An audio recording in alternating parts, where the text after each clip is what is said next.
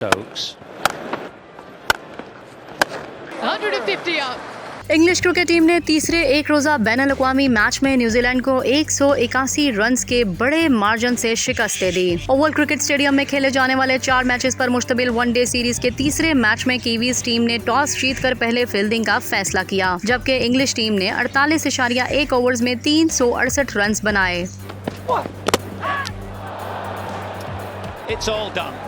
England की जानिब से बेन स्टोक्स ने शानदार बैटिंग का मुजाहिरा करते हुए 124 गेंदों पर 182 रन्स की बड़ी इनिंग्स खेली। इनकी इनिंग्स में 15 चौके और 9 छक्के शामिल थे, जबकि डेविड मेलान ने 96 और जोस बटलर ने 38 रन्स बनाए। दीगर बैटर्स में मोइन अली ने 12, लियाम ने 11, जोए रूट ने 4, सैम करन और क्रिस वुक्स ने 3-3 रन्स की इनिंग्स खेली। कीवीज की जानिब से ट्रेंट बोल्ट ने उम्दा बॉलिंग का मुजाहिरा करते हुए 9.1 ओवर्स में 51 रन्स के अवज 5 खिलाड़ियों को पवेलियन की राह दिखाई।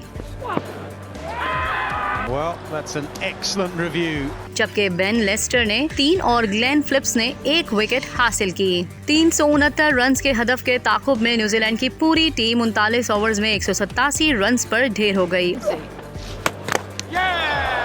Well, there's an edge there. और इसे मैच में 181 रन से शिकस्त का सामना करना पड़ा। न्यूजीलैंड की तरफ से ग्लेन फिलिप्स 72 रन की इनिंग्स खेलकर नुमाया रहे, जबकि दीगर कोई बैटर लंबी इनिंग्स ना खेल सका। रचन रविंद्रा ने 28, डेरल मिचेल ने 17, काइल जेमिसन ने 14 रन बनाए, जबकि इंग्लैंड की जानिब से क्रिस वुक्स और लियाम ने 3-3 खिलाड़ियों को पवेलियन की राह दिखाई। Does it again though, and he's out.